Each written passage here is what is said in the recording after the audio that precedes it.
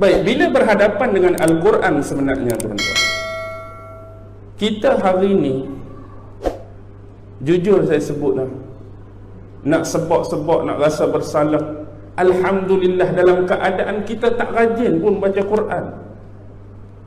Saya pun sebut depan tuan-tuan ni, nak kata kita ni rajin baca Quran, memang ikut mood juga, ikut keadaan baca Quran. Tapi alhamdulillah, bila Allah letakkan tugas kita sebagai guru pendidikan Islam, automatik harian kita bersama murid baca Quran.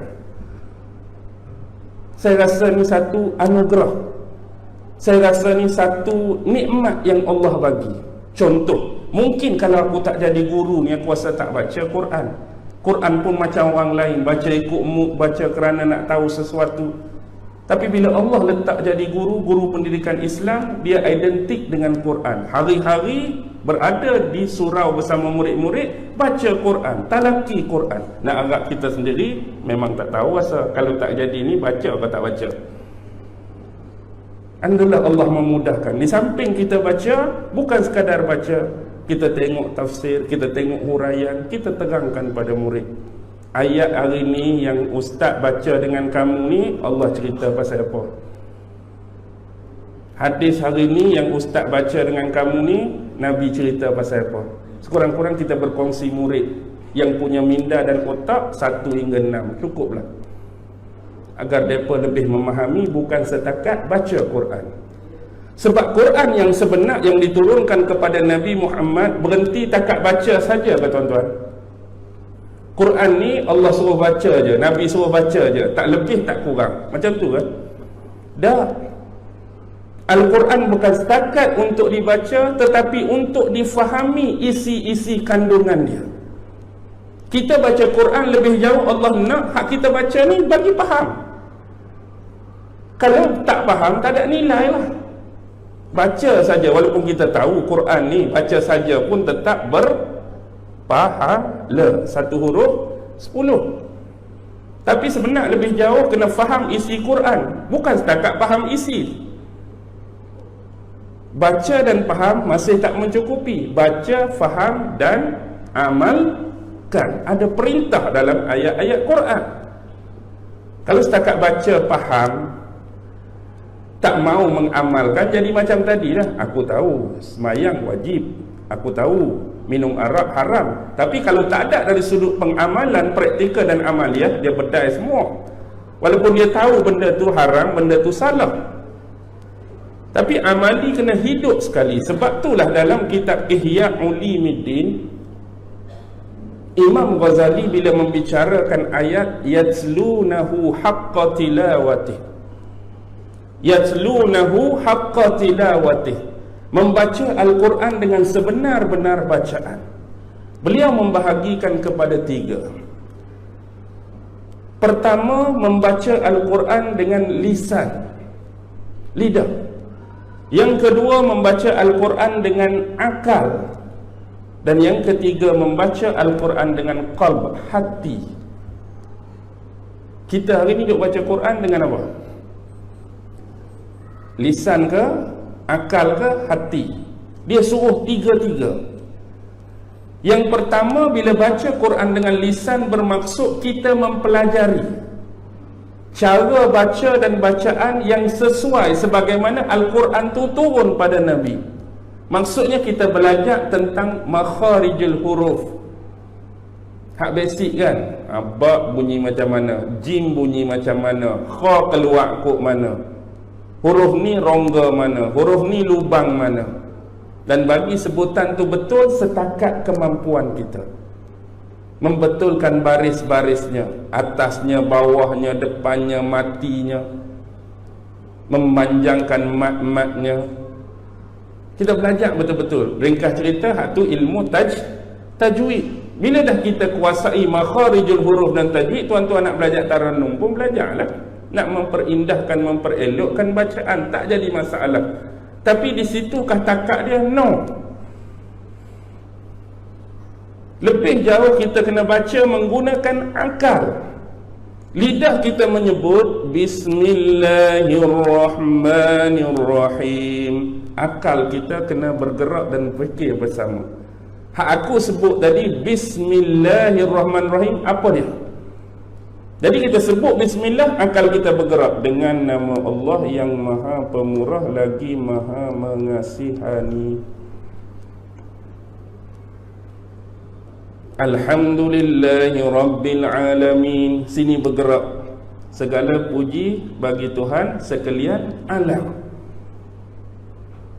Tang mana kita nak baca Quran dengan hati?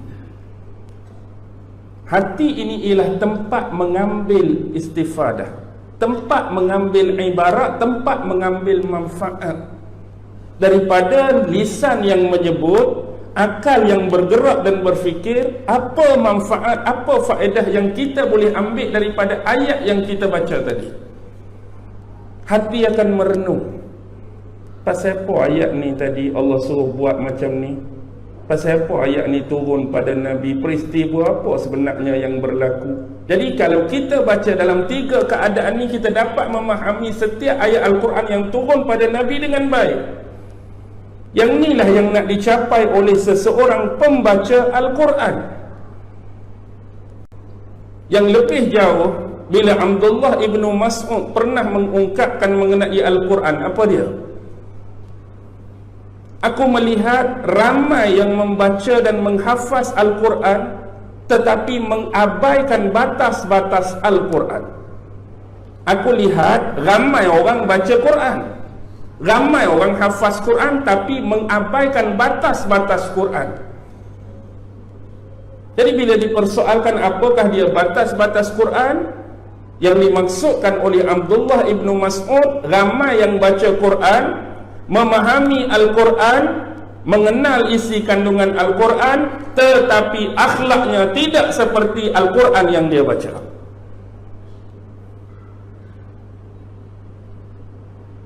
Bacaan Al-Quran dia pada satu sisi lain, akhlak dia berkehidupan satu sisi lain. Ini membuktikan kepada kita bahawa yang dimaksudkan hak kita baca tu tak meresap pada adab, akhlak dan etika seorang pembaca Al-Quran. Bila kita keluar berkomunikasi, bermuamalah dengan masyarakat dan orang lain, tak sama seperti isi-isi Quran yang kita baca. Berlaku tak tuan-tuan? Berlaku. Kita baca Quran sedap, hurai Quran sedap, tapi secara jujur akhlak kita tak sama dengan Quran yang kita baca. Inilah orang yang melanggar batas-batas Al-Quran. Lebih jauh, parahnya bila kita ni baca Quran tanpa kefahaman yang sebenar. Dia jadilah generasi burung kakak tua, letrut. Ingat lagi lagu ni, sekolah tadika. Burung kakak tua hinggap di jendela tu kan? Betul? Baik. Bagaimana generasi burung kakak tua terhasil? Tuan-tuan tengok burung kakak tua, bila kita ajar sebutan-sebutan, dia boleh ikut tak? Okey, contohlah batu. Dia pun batu makan, tapi dia faham tak hak dia cakap tu? Pernah tak bila dia sebut makan, kita tanya dia, cuba definasikan dan takrifkan makan sikit, aku nak dengar. Dia akan jawab juga, kurang-kurang boleh jawab apa? Dia ikut balik ya? Cuba definasikan dan takrifkan makan juga. Dia tak boleh, dia tak faham pun. Selalu saya cerita pasal orang hak beli burung tu kan. Dia orang kaya, tapi hidup kesunyian. Kemudian dia ni minat burung. Satu hari dia pergilah kedai burung. Bukan Abdul Wahab jual burung. Abdul apa yang jual burung? Abdul Wahab kan? Bukan kedai burung Abdul Wahab lah, Abdul lain. Jadi bila pergi, dia cadangkan, suggest bagi apa istimewa burung-burung ni, dia akan beli. Hak ni macam ni, hak ni macam ni. Lepas satu ni burung kakak tua ni, dia boleh hajuk kita bercakap. Jadi dia tertarik, dia pun pergi test, ya. Jadi dia beli, bawa balik, dia sangkut dekat halaman rumah dia. Dia pun ajar, selamat datang.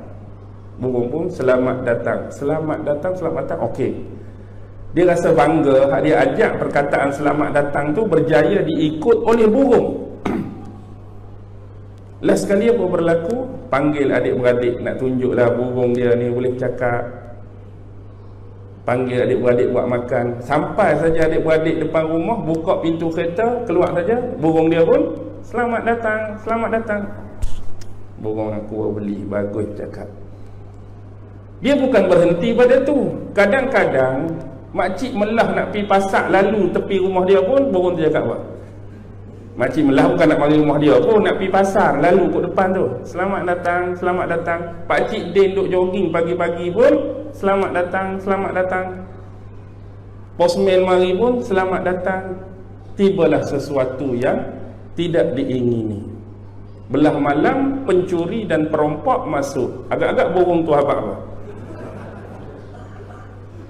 Burung tu kata, help, help ke, selamat datang. Ungkapan yang sama. Mari pencuri pun, selamat datang. Mari perompak pun, selamat datang. Perompak pun dialu-alukan, masuklah. Rompak habis, jam lah kawan ni. Nak abadnya tu lah, dia tak faham. Dia tak tahu siapa yang datang. Yang dia tahu, selamat datang. Hatta kepada sesiapa pun. Last sekali sembelih lah burung ni, tak ada guna. Patut help ataupun tuan-tuan, ada orang mari nak rompak rumah kita. Dia tak boleh, dah tak diajar benda tu. Jadi kita tak mau melahirkan generasi burung kakak tua yang baca Al-Quran sekadar untuk melepaskan bacaan. Tanggungjawab bacaan semata-mata.